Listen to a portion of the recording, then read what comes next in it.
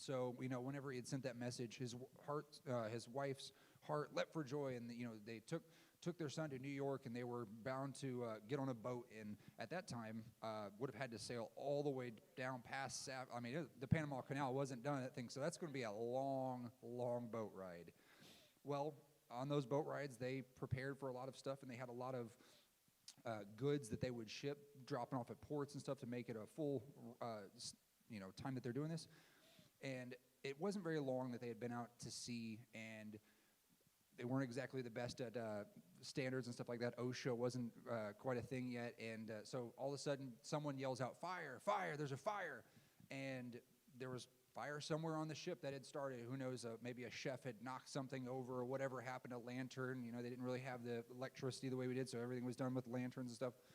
Unfortunately, on this ship, there was gunpowder aboard, and that was something that they knew once it reached that, everybody was going to be a goner. And so they immediately start dumping lifeboats, trying to get people in, which seems like a very common thing back in the day, that they found out that they did not account for the amount of people that would be on a boat for the lifeboats. There would be a spot for every single person.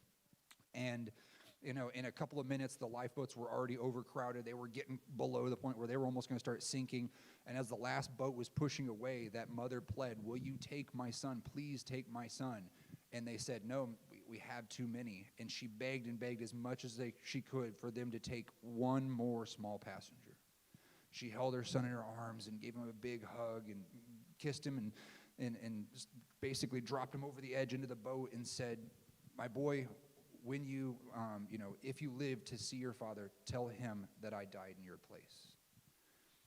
And the preacher, Brother D.L. Moody, shared the story, and he gave the faint type of what Christ has done for us. He laid down his life. He died that we may live. Now, will you not love him?